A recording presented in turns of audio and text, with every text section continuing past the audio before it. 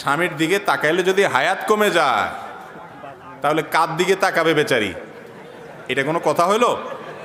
হ্যাঁ, উল্টা না হওয়া দরকার ছিল যে স্বামীর দিকে তাকাইলে হায়াত বাড়ে, এটা না হওয়া দরকার ছিল। যদিও এই দুইটার কোনোটাই হাদিসে বলা হয় নাই। স্বামীর দিকে মহব্বতে ভালোবাসার দৃষ্টিতে তাকাইলে তো সওয়াব হবে ইনশাআল্লাহ, হায়াত কমবে কেন? একেবারেই ভুয়া ভিত্তিহীন কথা। কোত্থেকে এই সমস্ত আজগুবি মাসআলা আমাদের দেশে গ্রামাঞ্চলে এখনও প্রচলিত আছে, এখনও মানুষ সচেতন হয় নাই। স্বামীর দিকে তাকাইলে মহব্বতের সাথে তাকাইলে সওয়াব হবে ইনশাআল্লাহ। আবার স্বামীও তার স্ত্রীর দিকে মহব্বত এবং স্নেহের পরশে তাকালে সেটাও তার জন্য সওয়াব হবে ইনশাআল্লাহ। আল্লাহ বলেছেন ওয়াশিরুহুন্না বিল মারুফ, সুন্দরভাবে জীবনযাপন করতে হবে, তাদের সাথে ভালোবাসা বিনিময় থাকতে হবে। স্বামী স্ত্রী যত সুসম্পর্ক থাকবে, যত মিল মহব্বত থাকবে, তারা এই ক্ষেত্রে অনেক বেশি মুত্তাকি এবং আল্লাহ তাআলার প্রিয় মানুষ হতে পারবে। আর স্বামী স্ত্রী সারাদিন ঝগড়া লাগে, কথায় কথা শুধু তালাকের কথা বলে, বই বাপের বাড়ি চলে যাওয়া ধমক দেয়, স্বামী তালাকের ধমক দেয়, দুইটাই অমানুষ এবং ছোট লোক। যারা ভুল ত্রুটি হবেই, একসাথে থাকতে গেলে স্বামী স্ত্রী অনেক উল্টাপাল্টা হবে, তারপরেও যদি মিলেমিশে থাকে। স্বামীর একটা দোষ দেখছি, আমার স্বামীর অনেক গুণও আছে মাশাআল্লাহ, যেগুলো অন্যের মধ্যে নাই। স্ত্রীর একটা দোষ দেখছি, মনে করতে হবে আমার স্ত্রীর একটা দোষ পাইছি, বহু গুণও আছে আল্লাহর রহমতে।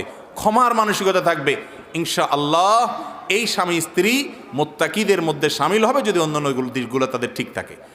এই জন্য আমাদের স্বামী স্ত্রী একে অন্যের দিকে দেখলে আশ্চর্য কথা, স্বামী যদি স্ত্রী যদি স্বামীর দিকে তাকালে হায়াত কমে যাবে, বেচারি কোন দিকে তাকায় থাকবে? এটা কোনো কথা? যার সাথে বসবাস উঠা বসা সারাদিন, সে বুঝে নিচের দিকে তাকায় থাকবে। আল্লাহ তাআলা আমাদেরকে মাফ করুক এই সমস্ত কুসংস্কার থেকে। এরপরে প্রশ্ন হলো, নামাজে যাওয়ার আগে অনেকেই সিগারেট বিড়ি খেয়ে নামাজ আদায় করে, নামাজ আদায় হবে কিনা? নামাজের আগে সিগারেট বা বিড়ি খাইয়া যদি কেউ নামাজ পড়ে, নামাজ তো হয়ে যাবে, কিন্তু ত্রুটিযুক্ত নামাজ হলো। আর বিশেষ করে জামাতে যদি নামাজ পড়েন, এমনকি একা পড়লেও বিড়ি সিগারেট খাইছেন, এবার মুখটারে সুন্দর করে পরিষ্কার করেন, দুর্গন্ধ দূর করেন। কারণ নবী করিম সাল্লাল্লাহু আলাইহি ওয়াসাল্লাম বলেছেন, তাতাআজ্জাল মালাইকাতু বিমা ইয়াতাআজ্জা বিহি বানু আদম। মানুষ যেটা দিয়ে কষ্ট পায়, ফেরেশতারাও সেটা দিয়ে কষ্ট পায়। দুর্গন্ধে মানুষের কষ্ট হয়, ফেরেশতাদেরও কষ্ট হয়। ফেরেশতারা যদি কেউ এরকম মুখে দুর্গন্ধ নিয়ে মসজিদে যায়, তাদের জন্য বদদোয়া করে। এই জন্য বিড়ি খাইছেন, সিগারেট খাইছেন, এক অন্যায় করছেন, এখন নামাজ না পড়লে তো ডবল অন্যায় হবে। অতএব এক অন্যায় করছেন, ওটার জন্য মাপ চেয়ে মুখটুক ধুয়ে দুর্গন্ধ দূর করে তারপরে এবার মসজিদে যান। কথা কি বুঝাতে পারছি? কিন্তু বিড়ি সিগারেট খাইলে যে নামাজ হবে না এমন কোনো কথা নেই। হ্যাঁ, মাদকের ব্যাপারে বলা আছে, কেউ যদি মাদক আসক্ত হয় এবং নেশা হয়, তাহলে তার 40 দিনের ইবাদত কবুল হবে না। বিড়ি সিগারেট এটা খাইলে তোর নেশা তৈরি হয় না, এই জন্য হাদিস এখানে কার্যকর হবে না, ইবাদত কবুল হবে না এমন কথা নাই। কিন্তু মুখ পরিষ্কার করে কি করতে হবে? মসজিদে যেতে হবে। এরপরে প্রশ্ন হলো, স্বামী স্ত্রী সহবাসের পর গোসল না করলে সংসারের অকল্যাণ হয়। অনেকে গোসল না করে ঘরের কিছু ধরতে না করেন, এ বিষয়ে ইসলাম কি বলে? সন্দেহ নাই যে গোসল ফরজ হলে দেরি না করে দ্রুত যত অল্প সময় সম্ভব গোসল করে ফেলা উচিত। কারণ গোসল যখন মানুষের ফরজ হয়, ওই সময়ে সে নানা কারণে আল্লাহর রহমত থেকে দূরে থাকে, নাপাক শরীর আছে। তো এই জন্য দ্রুততার সাথে যত অল্প সময় সম্ভব নাপাক দূর করে ফেলা উচিত। যদি কোনো কারণে অপেক্ষা করতে হয়, মাঝরাতে গোসল ফরজ হয়েছে, ভোর রাতে গোসল করবেন, নামাজের আগে আগে পরবর্তী নামাজের আগে যদি করেন অসুবিধা নাই, হয়ে যাবে। কিন্তু এই ক্ষেত্রে সুন্নাত হলো উজু করে নেওয়া। শুইবেন তাহলে উজু করে নেন, অন্য কাজ করবেন গোসলটা একটু পরে করবেন, 2 ঘন্টা পরে করবেন, তাহলে আগে উজু করে নেন, তারপর অন্য কাজ করেন, কোনো অসুবিধা নাই। এক্ষেত্রে আপনার গোসল না করে কিছু ধরতে দেয় না। মহিলাদের ব্যাপারে এই ফতোয়াটা বেশি, তাই না? পুরুষ বেটা শুয়া নাক টানতেছে 11টা পর্যন্ত, কেউ কিছু বলে না। ওই বেচারি কিছু ধরতে গেলে, এই বেয়াদব খবিশ গোসল কর, গোসল না করলে সব অকল্যাণ হবে। ওই বেটা যে খবিশ যে শুয়া রয়েছে সেটার উপরে কোনো মাথা ব্যথা নাই। আমার দেশে যত ভুল ভাল ফতোয়াবাজি সব মহিলাদের উপরে চড়ে, সব মহিলাদের উপরে। বাপের সম্পত্তি ছেলে নিলে কোনো অসুবিধা নাই, বরকত হবে। মেয়ে নিলে বলে বাপ দাদার সম্পত্তি মেয়েরা নিলে এটা সয় না, সয় না। কি মশলা বানাইছে দেখছেন? মহিলাদের সয় না, ওনার সয়। খাওয়ার জন্য একটা মশলা বানানিছে, আর আত্মসাত্য করবে, বন্ধে দিবে না। তো আইডিয়া বাইর করছি কি, এটা নিলে সয় না। একই বাপের সম্পদ তুমি নিয়ে লাখপতি কোটিপতি হইতে পারবা মাশাআল্লাহ, ওই বেটি নিলে তার সইবে না, তোমার সইছে কেমনে? এগুলা সব মহিলাদের বিরুদ্ধে আমাদের সমাজে প্রচলিত মিথ্যা ফতোয়া। এগুলোর সাথে কোরআন হাদিসের কোনো সম্পর্ক নাই। অতএব গোসল ফরজ হলে স্বামী হোক স্ত্রী হোক উভয়ে তাড়াতাড়ি গোসল করবে, দেরি করে করতে হলে উজু করে নিবে। আর যদি উজু নাও করে তাতে বড় কোনো গুনাহ হবে না, কিন্তু উত্তম না, সুন্নাহর খেলাফ হলো। এর জন্য নারী পুরুষ সবার জন্য সমান। মহিলা হাত ধুতে পারবে না, রান্নাবাড়া করতে পারবে না, বাচ্চারা দুধ দিতে পারবে না, আর পুরুষ সব করতে পারবে। এটা ভুল মাসআলা, সবার জন্যই একই মাসআলা। এরপরে প্রশ্ন হলো, নামাজে যাওয়ার আগে অনেকে সিগারেট বিড়ি খেয়ে নামাজ আদায় করে, এটা তো হয়েছে। মেয়েরা পর্দা করা ছবি ফেসবুকে দিতে পারবে কিনা? পর্দা করা ছবি যদি হয়, একদম সত্যিকারের পর্দা যদি হয়, নাক মুখ সব বন্ধ, তাহলে এটা ছবি ফেসবুকে দিলেই কিনা দিলেই কি, এটা দেওয়ার কি যুক্তি? এটা দেওয়ার কোনো যুক্তি আছে? মেকআপ টেকআপ সব বন্ধ করে যদি দেয়, তো এখন এটা দেওয়ার কি যুক্তি থাকতে পারে? এটা দেওয়া উচিত না। ফেসবুক তো এখনো বাধ্যতামূলক করে নাই, করছে যে তোমরা ফেসবুকে প্রোফাইল পিকচারে ছবি দিতে হবে, না হলে তোমার অরিজিনাল ছবি না দিলে তোমার আইডি থাকবে না, এরকম তো বাধ্যতামূলক করে না। বাধ্যতামূলক করলে দরকার আইডি চালাবে না। তাই বলে একজন মুসলিম নারী তার চেহারা, তার সৌন্দর্যকে অন্যদের সামনে প্রকাশ করবে, তারা দেখে তাকে নিয়ে বাজে চিন্তা করবে, এইটা কোনো মুসলিম সম্ভ্রান্ত নারীর দ্বারা সম্ভব হবে না। যাদেরকে নিয়ে অন্যরা বাজে চিন্তা করলে তাদের কিচ্ছু আসে যায় না। নিজের ইজ্জতের ব্যাপারে যারা এতটুকু আত্মসম্মান বোধ নাই, এই ব্যক্তির কথা ভিন্ন। অতএব মহিলারা বিভিন্ন ফুল বা অন্য কোনো কিছু দিয়ে রাখতে পারে। আর যদি আপাদমস্তক পরিপূর্ণ ঢাকা ছবি দেয়, যে ছবি থেকে তার শরীরের কোনো অঙ্গ প্রত্যঙ্গ বোঝা না যায়, তাহলে সেক্ষেত্রে গুনাহ হবে না। কিন্তু প্রয়োজন ছাড়া এটা না দিয়ে অন্য কিছু দিয়ে প্রোফাইল পিকচার চালানো যায়। আর যদি ফেসবুকে গেলে ফিতনায় পতিত হওয়ার আশঙ্কা থাকে, তাহলে নারী হোক আর পুরুষ হোক, সবাই নিজেকে ফিতনা থেকে মুক্ত রাখাটা জরুরি। আপনি নিজেকে কতটা কন্ট্রোল করতে পারবেন সেটা আগে নিশ্চিত হবেন, তারপরে ওই জগতে ঢুকবেন। এরপরে প্রশ্ন হলো, আমি মেসে 3 জন হিন্দু বন্ধুর সাথে থাকি, তাদের সাথে একই পাত্রে খাবার খাওয়া, ইফতারি করতে ইসলামে কোনো বাধা আছে কিনা? অমুসলিমদের সাথে একই সাথে থাকলেন, একই সাথে খেলেন, এতে কোনো গুনাহ হবে না, তবে হালালটা খেতে হবে। হালাল খাবার যদি হয়, একই সাথে খাওয়াতে অসুবিধা নাই, একই সাথে বসবাস করাতে অসুবিধা নাই। কিন্তু অন্তরের অন্তঃস্থলে আল্লাহর প্রতি যে ব্যক্তি ঈমান আনে না, আল্লাহর সঙ্গে যে শিরক করে, তাকে কখনো অন্তরের গভীরে জায়গা দিয়ে পরম আপন বানানোর সুযোগ নেই। তবে হ্যাঁ, ইসলামের সৌন্দর্য যেন সে দেখতে পারে, তার কাছে প্রকাশ হয়, সেই জন্য আপনি ব্যবস্থা অবশ্যই গ্রহণ করতে পারেন, আন্তরিকতা দেখাতে পারেন, একসাথে থাকা, খাওয়া, লেনদেন এগুলো করতে পারেন। এরপরে প্রশ্ন হলো, অনেক মহিলাই মাসিক অবস্থায় ঢালাওভাবে 7 দিন নামাজ পড়েন না। অনেকের ক্ষেত্রে দেখা যায় 5ম দিনে মাসিক বন্ধ হয়ে যায়। সেক্ষেত্রে কততম দিন থেকে সালাত আদায় করবেন? এটা আমাদের অনেক মা বোনদের ভুল কাজ। মাসিক থেকে তিনি পবিত্র হয়ে গেছেন, অলসতা করতেছেন যে অমুক ওয়াক্ত থেকে শুরু করব। মাসিক থেকে পবিত্র হয়ে গেছেন মাগরিবের পরে সন্ধ্যায়, এখন এশার জন্য আবার গা গোসল ধোবে, কষ্ট লাগে, অলসতা লাগে, তো ঠিক আছে কালকে জোহর থেকে পড়বো। রাত্রে সুস্থ হয়ে গেছে, ফজর সময় করেন। অনেক মা বোনরা এই কাজটা করেন, ভয়াবহ অপরাধ। ইচ্ছাকৃত ঠান্ডা মাথায় আপনি ফরজ নামাজ ত্যাগ করছেন।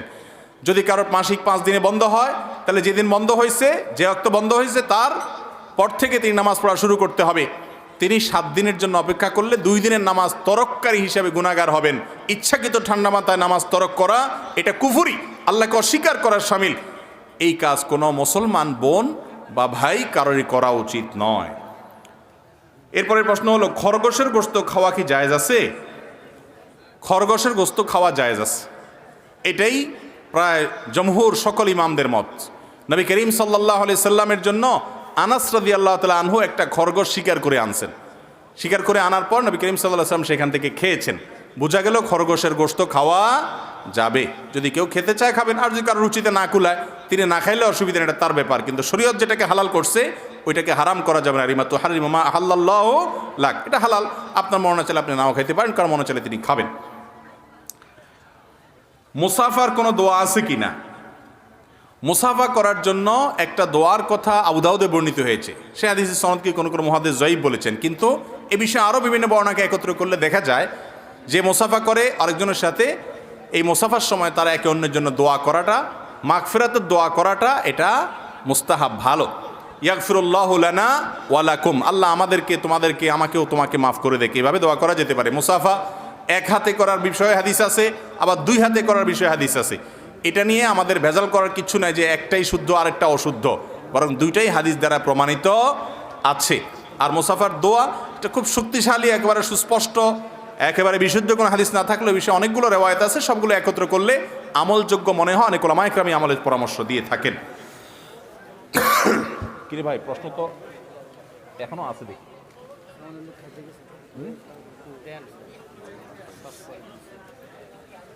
দেব। আপনার ওয়াজ শুনতে বসে রয়েছে মানুষ, প্রশ্ন শুনবে কে? শুনেই চলে যাবে। এমন এক কথা বললেন যেটা হবে না।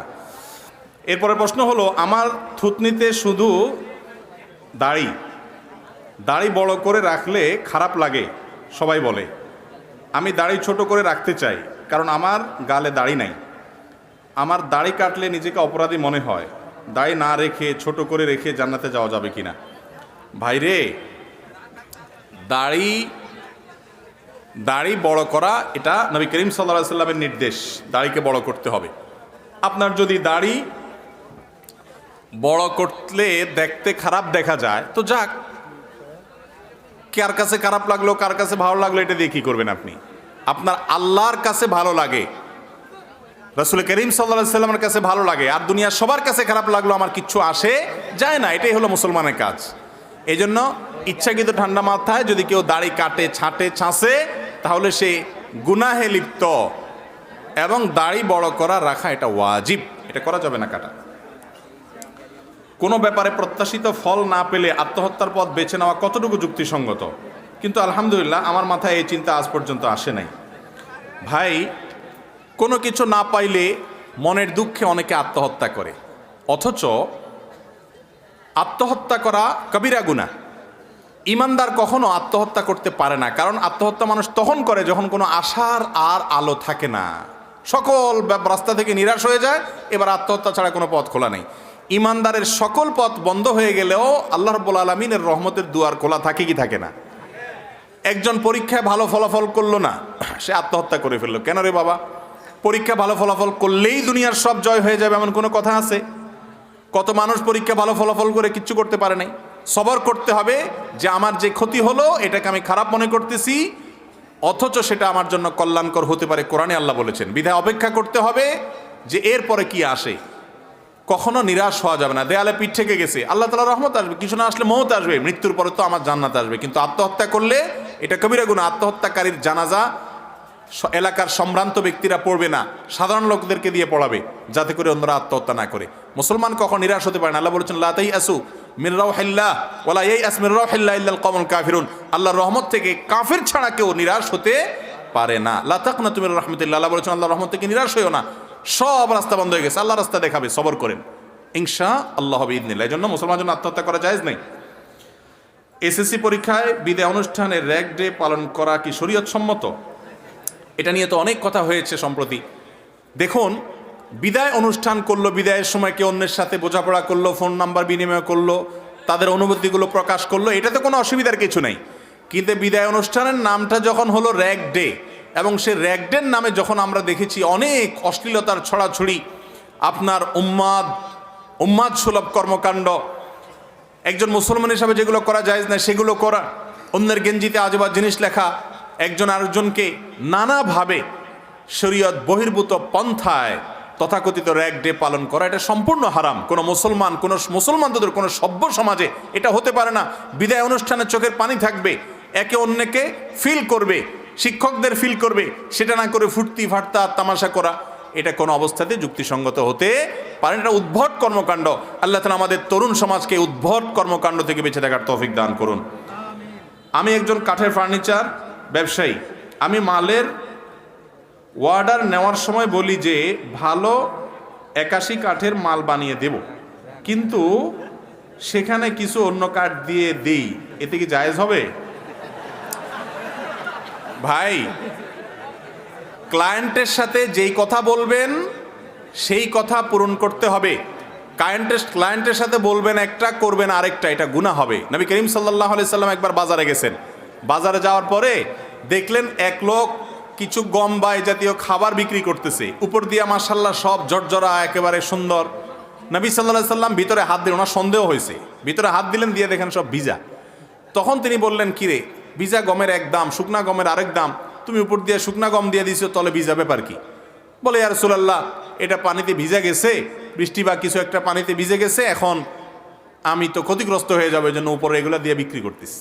তখন নবী করিম সাল্লাল্লাহু আলাইহি সাল্লাম বলেছেন, মান গাশশা ফালাইসা মিন্না, যে কাস্টমারকে বা অন্য কাউকে ধোকা দেয়, এমনকি কাস্টমার অনেক সময় দোকানদারের ধোকা দেয়, সে টাকা আস্তে করে ভাঁজ করে ভরে দেয়, বেচারা ক্যাশে রেখে দেয়, আছে না নেই? যদিও টাকা ছিঁড়লে টাকার মান কমে না, কিন্তু এটার কারণে সে হ্যাসেলে পড়তে হবে। তাহলে আপনি 2 নম্বরই করে পেঁচায় পুষায় 2টার ভিতরে আরেকটা ঢুকাই দিয়ে দিলেন, তাহলে আপনিও ধোকা দিলেন, প্রতারণা করলেন। আর কাঠমিস্ত্রি ভাই, আপনি যে মাসআলা জানতে আসছেন সেজন্য আমি আপনাকে ধন্যবাদ জানাই। আর আল্লাহর ভয় আপনাকে দিচ্ছি, কিয়ামতের দিন আল্লাহর কাছে জবাবদিহি করতে হবে। ভাইরে, যেই কাঠ বলবেন সেই কাঠই দিবেন, দাম বেশি লাগলে বেশি হবে, কাস্টমার কম থাকবে, তারপরেও আপনি আপনার নীতি উপরে ঠিক থাকবেন। একটা কথা মনে রাখবেন, ব্যবসার সবচেয়ে বড় অ্যাসেট হলো সততা, বিশ্বাসযোগ্যতা। একবার যদি সবাই জানতে পারে এই লোক 2 নাম্বারই করে না, কাস্টমার আর অভাব হবে না। আর অভাব যদি হয়ও, তাহলেও কেউ নিজের ইমান আমল বিক্রি করতে পারে না। আমরা আজকাল অনেকে দাড়ি টুপি রাখি, সবই ঠিক আছে, কিন্তু কাজে কারবারে দুনিয়ার 2 নাম্বারই সব করি, আছে না নাই আমাদের মধ্যে এরকম? অথচ হালাল উপার্জন না করলে দোয়াই কবুল হবে না, জান্নাতে যাবে না সে দেহ যে দেহ হারাম দ্বারা গঠিত হয়। এজন্য কাঠমিস্ত্রি ভাই হন আর দোকানদার, মুদি দোকানদার ভাই হন, সব ভাইকে একই কথা যে 2 নাম্বারই করবেন না, দেশি মশার ডালি কই বলে ওই যে 3-4 পদের মশারি মিশায়া তারপর দিয়ে দিলেন, আছে না নাই? ফল ব্যবসায়ী ভাই ফলের ঠোঙ্গার তলায় 100 গ্রাম ওজনের দিয়ে দিলেন। মিষ্টি ব্যবসায়ী ভাই মিষ্টির প্যাকেট 200 গ্রাম ওজনের ধরায় দিলেন, আর দাম দিলেন পুরো 1 কেজি মিষ্টির, আছে না নাই এরকম আমাদের মধ্যে? গোশত ব্যবসায়ী ভাই গোশতের সাথে হাড্ডি চর্বি মিলাইয়া বেটা আরের দিকে তাকাইছে, দিলেন ঢুকাইয়া, আছে না নেই? আমাদের সমাজে মুসলমান খুঁজে পাওয়া যায় না। ওয়াজের ময়দানে দেখা যায় কত মুসলমান, এই মুসলমানগুলাই যখন বাজারে চলে যায় তখন আর মুসলমান খুঁজে পাওয়া যায় না। যে কাজগুলো করে এগুলো কি মুসলমানের কাজ? ভালো করে শুনে রাখবেন, হালাল উপার্জন এটা সবচেয়ে বড় ইবাদতগুলোর মধ্যে থেকে একটা। অন্যান্য ফরজ আদায়ের পর অন্যতম একটা ফরজ হলো হালাল উপার্জন করা। এটা একটা ইবাদত, গুরুত্বপূর্ণ ইবাদত। আল্লাহ কোরআনে বলছেন তার নবীদেরকে, ইয়া আইয়ুহার রাসূলু কুলু মিনাত তাইয়্যিবাতি ওয়া আমালু সালিহা, হে নবী রাসূলগণ তোমরা হালাল ভক্ষণ করো, হালাল উপার্জন করো, সৎভাবে কামাও। এরপরে বলেছেন নেক আমল করো। আমরা বলি আগে উপার্জন করে নেই, এরপরে বুড়া বয়সে আসলে সুবহানাল্লাহ আলহামদুলিল্লাহ তসবিহ নিয়ে বসে যাবো, নেক আমল করবো, আল্লাহ খুশি হয়ে যাবে। টাকা দিলে বাঘের মাথাও পাওয়া যায়, আল্লাহকেও খুশি করা যায়। এটা কি সঠিক ধারণা, ভুল ধারণা?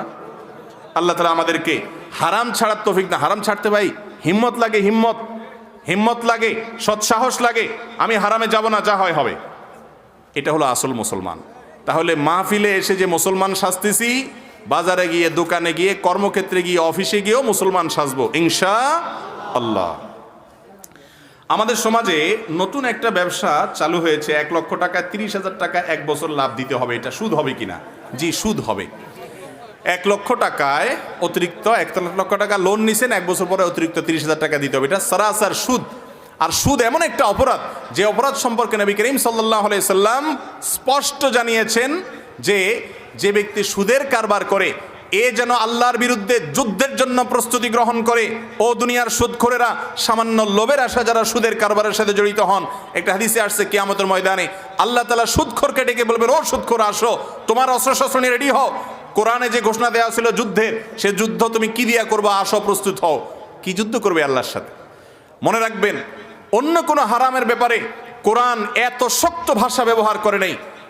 ফাআযানু বিহারবিম মিনাল্লাহি ওয়া রাসূলি, আল্লাহ এবং তার রাসূলের বিরুদ্ধে যুদ্ধের জন্য প্রস্তুত হও, কিয়ামতে তোমাকে যুদ্ধ করতে হবে। নবী করিম সাল্লাল্লাহু আলাইহি সাল্লাম বলেছেন, এই সুদের 70টা খারাপ দিক আছে, এর মধ্যে সবচেয়ে সাধারণ খারাপ দিকটা হলো নিজের মায়ের সাথে জেনা করার চাইতে ডেঞ্জারাস অপরাধ। আপনি চিন্তা করতে পারেন, সুদের অপরাধ এমন অপরাধ, এই অপরাধের শাস্তি কেমন হবে? আল্লাহ তাআলা তার নবীকে মেরাজে নিয়ে তার বাস্তব উদাহরণ দেখিয়েছেন। সুদখোর, তাকে এমন একটা জাহান্নামে নিক্ষেপ করা হবে, সেখানে সে হাবুডুবু খেতে থাকবে এবং পাথর নিক্ষেপ করা হবে তার মুখের উপরে, রক্তের নদীতে সে এরকম হাবুডুবু খেতে থাকবে। সুদখোরের জন্য এত ডেঞ্জারাস, এত ভয়াবহ সতর্কবার্তা কোরআন হাদিসে আসছে। শুকরের গোশত খেলে তার জন্য এত ভয়াবহ বার্তা আসে নাই। 1 কেজি না, 1 মণ শুকরের গোশত খেয়ে ফেলেছেন, সে যতটা অপরাধ করেছে, সুদখোর যে সে তার চাইতে অনেক বড় অপরাধ করেছে।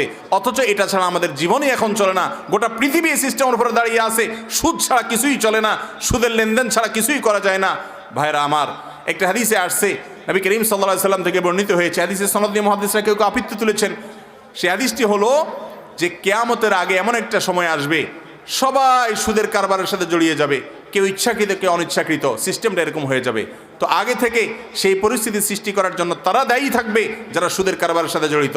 এই জন্য 1,30,000 অতিরিক্ত দিয়ে আপনি লোন নিচ্ছেন, কারবার করে বড় হয়ে যাবেন, আপনার এই সম্পদে বরকত কখনো হবে না। ব্যাংক থেকে টাকা লোন নিয়ে ব্যবসা করা যাবে কিনা? টাকা লোন নিয়ে ব্যবসা করতে পারেন, যে কারো কাছ থেকে, সেটা ব্যাংকের কাছ থেকেও নিতে পারেন হালাল উপায়ে। সুদি বা কনভেনশনাল ব্যাংকের সুদের ভিত্তিতে লোন নিলে সেটা হারাম হবে, বা ইসলামী ব্যাংকগুলো থেকেও যদি লোন নেন শরিয়া পদ্ধতি কিভাবে হবে? আপনি লোন নিয়েছেন কথার কথা হাউস লোন, তাহলে হাউসের জিনিসপত্র তারা কিনে আপনার কাছে বিক্রি করবে, সেটার দাম বাড়ায় নিবে, সেটা তারা কিস্তি করে নিবে। তারা ডাইরেক্ট ভাউচার ধরায় দিল, আপনি যে দোকান থেকে মাল নিয়ে চলে আসলেন, এটাতে জায়েজ হবে না। জায়েজ হবে তখন যখন তারা মাল কিনে আপনার কাছে হ্যান্ড ওভার করবে, কাগজে কাগজে সব কিছু হলো, অথবা আপনার ক্যাশ টাকা দিয়ে দিল, আপনি কিনলেন, নেওয়ার সময় বেশি নিল, এটা জায়েজ হবে না। যে ইসলামী ব্যাংকিং হচ্ছে কিনা সেটার জন্য ওই মাসআলাটা কিভাবে করলে ইসলামিক হবে, কোনো ভালো ইসলামী ব্যাংকিং বুঝেন এবং একজন আলেম থেকে জিজ্ঞেস করে আপনি ব্যাংকের কর্মকর্তাকে বাধ্য করবেন, ভাই এইভাবে না করলে ইসলামিক হবে না, অথবা এইভাবে একটু করতে হবে, কষ্ট করে আপনি আমার সাথে আসেন। একটা জিনিস কিনছেন, কেনার পরে আমাকে হ্যান্ড ওভার করছেন, আপনি 10 টাকা দিয়ে কিনে আমার কাছে 15 টাকা নিয়েছেন, কোনো অসুবিধা, ব্যবসা করছেন আপনি, আল্লাহ ব্যবসাকে কি করছেন? হালাল করেছেন। মোট কথা, ব্যাংক থেকে হালাল পদ্ধতিতে আপনি লোন নিলেন, ইসলামী ব্যাংকগুলো থেকে এটা জায়েজ আছে যদি সেটা আপনি মেনে করতে পারেন, কিন্তু কনভেনশনাল সুদী ব্যাংকগুলো থেকে নেওয়া জায়েজ নাই, কারণ সুদ দিতে হবে, সুদকে আল্লাহ তাআলা হারাম করেছেন। জুতা পায়ে দিয়ে কি জানাজার নামাজ পড়া যাবে? জানাজার নামাজ জুতা পায়ে দিয়ে পড়া যাবে যদি জুতাতে কোনো কি না থাকে, নাপাক না থাকে, তলা যদি কোনো নাপাক না থাকে। আজকাল কোথায় এত নাপাক, বিশেষ করে শহর জীবনে আলহামদুলিল্লাহ রাস্তাঘাট সব ক্লিন, আর যদি থাকেও অনেক দূর হাঁটতে হাঁটতে সেটা পরিষ্কার হয়ে যায়, যার কারণে জুতা পরে নামাজ পড়া যাবে। নবী করিম সাল্লাল্লাহু আলাইহি ওয়াসাল্লাম জুতা পরে অনেক সময় নামাজ পড়া তার থেকে সাবেত আছে, কিন্তু সেই জুতাগুলো অবশ্য যেগুলো পরে নর্মাল নামাজ পড়া যেত সেগুলো একটু সফট ছিল। আজকাল তো সব এমন শক্ত যে এগুলো দিয়ে ভালো করে রুকু সিজদা করা কঠিন। তো যাই হোক, জানাজা নামাজ জুতা পরা অবস্থায় পড়লে কোনো অসুবিধা নাই, যদি নাপাক না থাকে। নাপাক থাকার আশঙ্কা থাকলে খুলে তখন দাঁড়াইলেন। আমাদের দেশে দেখা যায় গণহারে সবাই খোলে এবং খোলা বাধ্যতামূলক করে, মনে হয় যে জুতা খোলা ছাড়া কি হবে না, জানাজা হবে না।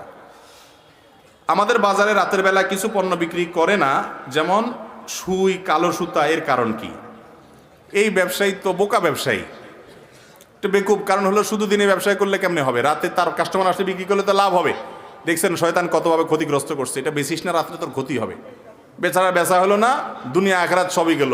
কুসংস্কারে বিশ্বাস করে ইমান আমল নষ্ট হলো, আর জিনিসটাও বেচা হলো না, কাস্টমার হারাইলো, লাভ কম হইলো। এরকম কোনো কথা নাই যে এটা রাত বেচা যাবে, দিনে বেচা যাবে না। এগুলো সব আমাদের মন গড়া কথাবার্তা। সুই, সুতা বা সব কিছুই দিনেও বেচা যাবে, রাতেও বেচা যাবে। এই বেচা কেনার ক্ষেত্রে অনেক ফালতু ফালতু কথা আছে, এগুলো কারা যে রটাইছে আল্লাহ জানে। আপনার ওই যে কাপড়ে কাপড় মুলামুলি করা যাবে না, তাহলে তো কাপড়ে কাপড়ে ব্যবসা করলে ভালো, যা ধর্ম বেচারা কিনতে বাধ্য, মুলামুলি করতে পারবে না। এগুলো সব ভুয়া জিনিস। ডাকডোল এবং মিছিল করে ঈদে মিলাদুন্নবী পালন করা যাবে কিনা? যে নবীর জন্মই হয়েছে বাদ্যযন্ত্র থেকে উম্মাকে মুক্ত করার জন্য, তিনি বলেছেন বুইস্তু লিআকসিরাল মাজামির, আমি বাদ্যযন্ত্র এগুলোকে ভাঙার জন্য এসেছি, অর্থাৎ তোমাদের হাত থেকে সরার জন্য এসেছি, আরেকজনটা নিয়ে ভেঙে দেওয়া না। বুখারীর হাদিসে আসছে, তিনি বলেছেন আমার উম্মত একটা সময় আসবে, কিছু মানুষ তারা 4টা হারামকে হালাল মনে করবে। এর ভিতরে একটা হলো আল মাআজিব, বাদ্যযন্ত্র। যেই বাদ্যযন্ত্রের বিরুদ্ধে নবী করিম সাল্লাল্লাহু আলাইহি ওয়াসাল্লাম এত শক্ত শক্ত কথা আছে। সূরা লোকমান আয়াত নম্বর 6 এর তাফসীর প্রসঙ্গে ইবনে আব্বাস রাদিয়াল্লাহু আনহু সব বড় মুফাসসিররা বলেছেন যে এখানে এই হারাম গান, বাদ্যযন্ত্রের কথা বলা হয়েছে, যেখানে বাদ্যযন্ত্রের যোগ আছে, সংযোগ আছে। তো নবীজির আপনার জন্মদিবস পালন করবেন, যদিও জন্মদিবসটাই আসছে, এর ইতিহাস অনেক বড় এবং অনেক খারাপ, সেটা ইনশাল্লাহ ভিন্ন কোনো এক সময় বলবো। শুধু এটুকু বলি যে নবীজির শানে কোনো কিছু করতে চান, সেখানে বাদ্যযন্ত্র ব্যবহার করতেছেন, এটা হলো নবীজির হুকুমকে লঙ্ঘন করে তাকে সম্মান দেখাতে যাওয়ার মতো একটা ভুল কাজ। লাশের খাটিয়া নিয়ে 40 কদম দেওয়া, দাফন শেষে চারকুল পড়া সুন্নত নাকি বিদআত, দয়া করে জানাবেন। লাশ নেওয়ার সময় 10 কদম পর পর কাঁধ পরিবর্তন করা না, 40 কদম পর পর, এগুলোর কোনো নির্দেশ কোন হাদিসে নেই। যে 4 জন কাঁধে নিছেন তারা একসাথে টেনে নিয়ে যেতে পারেন, কারোর অসুবিধা হলে চেঞ্জ করতে পারেন, এটা তাদের ব্যাপার। কদম গুনে এরপরে চেঞ্জ করতে হবে এমন কোনো কথা হাদিসে বর্ণিত হয়নি। আর দাফন করার পর চারকুল পড়তে হবে, এটাও হাদিসে বর্ণিত হয়নি। যেটা বর্ণিত হয়েছে সেটা হলো কেউ মারা গেলে নবী করিম সাল্লাল্লাহু আলাইহি ওয়াসাল্লাম বলেছেন সালু লি আখিকুম আস-সুবাত আও কামা ক্বালা আলাইহিস সালাম, যার অর্থ হলো তোমাদের ভাই যাকে তোমরা দাফন করলা, দাফন করার পর কবর দেওয়ার পর এবার তোমরা আল্লাহর জন্য আল্লাহর কাছে দোয়া করে কিবলার দিকে হাত তুলে, আল্লাহ তাকে দুনিয়াতে যেরকম সে ইমানদার ছিল, আখিরাতে এখন সওয়াল জবাবের মধ্যে ইমানদার যেন থাকে, এই দোয়াটা তার জন্য করো। এই দোয়াটা আবার সম্মিলিত না, প্রত্যেকে যার যার মতো করবে, এটাই সুন্নাহ। বিভিন্ন জায়গায় দেখা যায় 7, 8, 6 সবার উপরে থাকে, তা দিয়ে কি বোঝায়? 7, 8, 6 এটাকে আবজাদি মেথড বলে। আরবি অক্ষরগুলোর এক একটা মান আছে, এই মান হিসাব করে বিসমিল্লাহির রহমানির রহিমের মান নাকি 786 হয়, আমি গুণা দেখিনি। তো এই জন্য বিসমিল্লাহির রহমানির রহিম না লিখে 7, 8, 6 সংক্ষেপে লেখে।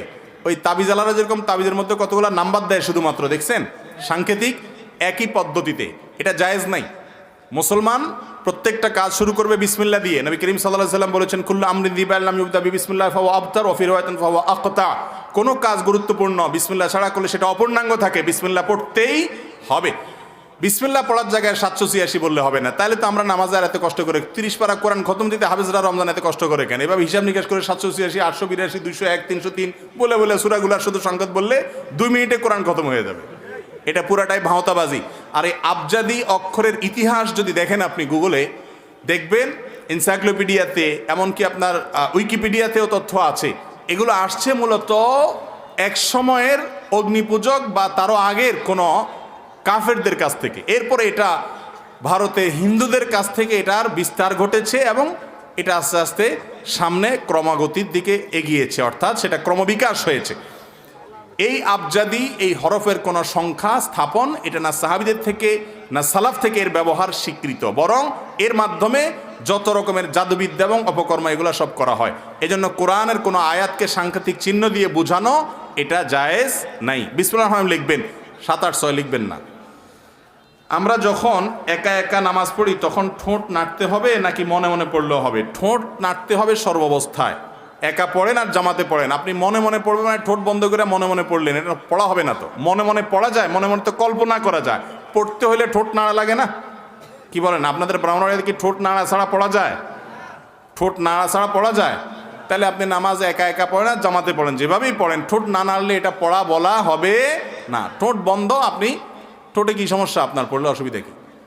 পড়া হবে না। যদি আপনি মনে মনে পড়েন তাতে কি হবে না, নামাজ হবে। সূরা ফাতিহা আপনাকে ঠোঁট উচ্চারণ করে ঠোঁট নেড়ে পড়তে হবে।